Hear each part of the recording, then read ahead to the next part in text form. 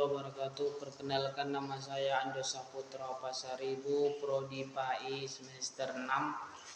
Saya membuat video ini untuk memenuhi tugas saya MK pengembangan kurikulum. Baik, di video ini saya akan menjelaskan beberapa materi, yaitu pertama, bagaimana cara menghitung pekan efektif dan pekan tidak efektif. Yang kedua ialah bagaimana cara membuat prota, membuat prosem, dan menentukan alokasi waktu. Dan yang keempat ialah apa itu KKM.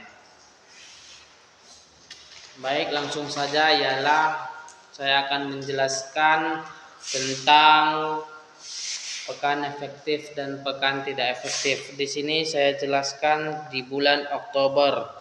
Di bulan Oktober ini ialah minggu efektifnya itu ada 4 minggu dan ada 5 minggu.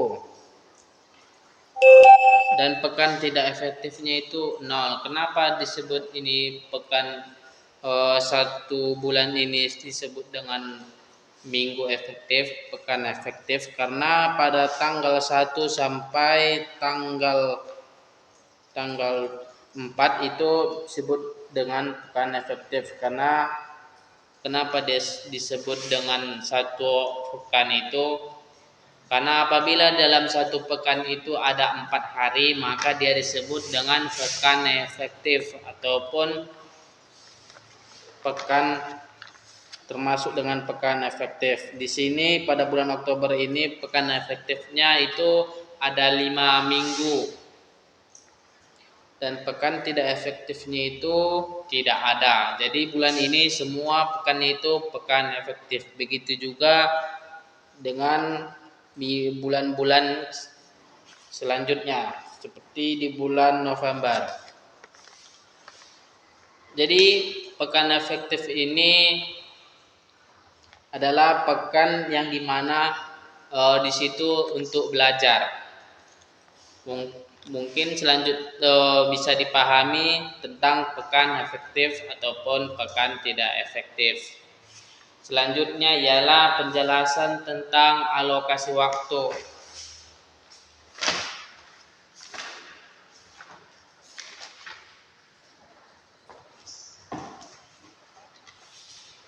Jadi teman-teman semuanya,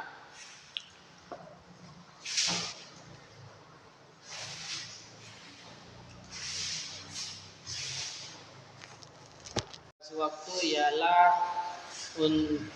menghitung jam JP ataupun jam pembelajaran, seperti kegiatan pembelajaran, rapat, proyek, ataupun waktu yang menentukan berapa lama waktu yang ditentukan untuk setiap pembelajaran. Contohnya itu seperti pembelajaran kompetensi dasar, alokasi waktu, menentukan menit berapa JP pembelajarannya. Contohnya seperti dia itu seperti ini.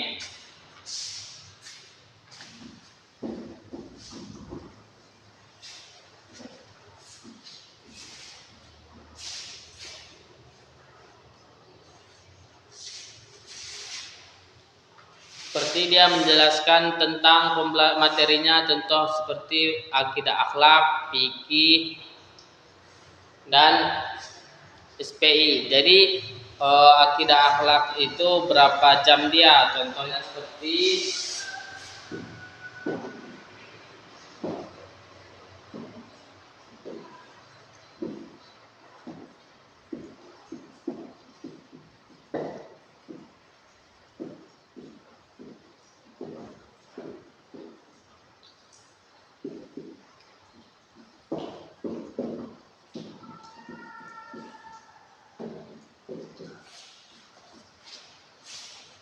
jadi dalam setiap materi itu ada JP-nya, seperti misalnya Al-Quran Hadis JP-nya itu 12, akidah akhlak 6 JP, SPI 6 JP, Karena kenapa baru di sini jelaskan kenapa itu Al-Quran hadis itu JP-nya lebih banyak, karena ada materinya itu materi yang susah dipahami ataupun sulit dimengerti siswa. Jadi JP-nya itu ditambahi.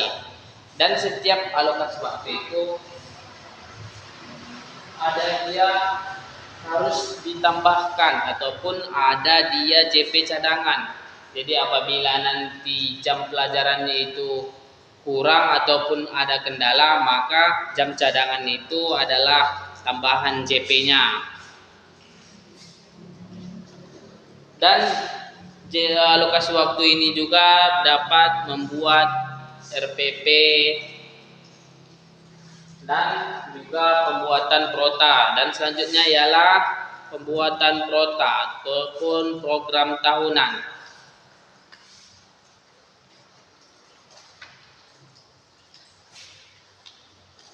Jadi program tahunan itu diambil dari KD, kompetensi dasar, perencanaan pembelajaran yang disusun oleh guru dalam 1 tahun.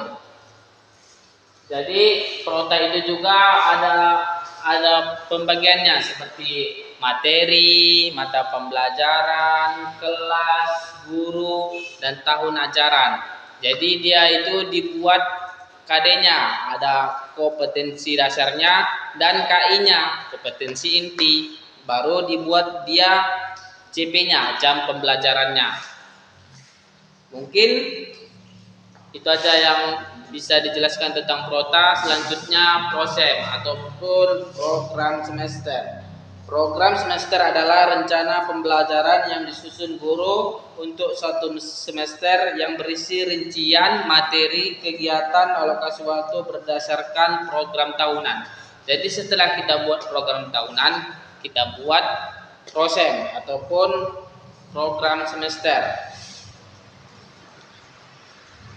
Jadi program semester ini juga hampir seperti prota ataupun program tahunan, tapi dia prosem ini ialah tahunnya itu dari semester, misalnya dia itu semester 2 dari bulan Juli sampai bulan Desember, dan dari dia semester 1 itu dari bulan Januari sampai bulan Juli.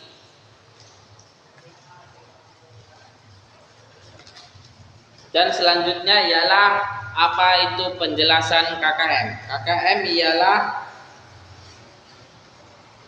nilai berkas paling rendah yang harus dicapai oleh siswa untuk dinyatakan lulus ataupun tuntas dalam mata pembelajaran tersebut. Jadi misalnya dia itu nilai KKM itu 75, jadi kita itu harus menentukan nilai siswa itu mencapai 75 ataupun mata pembelajaran yang kita ajarkan itu tuntas. Contohnya seperti dalam sekolah itu harus nilai rata-rata paling rendahnya itu 75. Jadi kita harus membuat nilai siswa itu minimal harus menjadi 75. Jadi KKM ini terbagi menjadi 3. Pertama ialah intake siswa, seperti nilai-nilainya itu tadi harus kita tentukan nilainya. Yang nilainya intake sekolah itu seperti misalnya nilai paling rendah 75, harus kita buat nilai murid itu ataupun harus kita buat mata pencapaian pembelajaran kita, pemahaman siswa itu harus 75% juga. Selanjutnya ialah kontekstual. Jadi kontekstual ini juga adalah penjelasan daripada KKM. Apa itu kontekstual?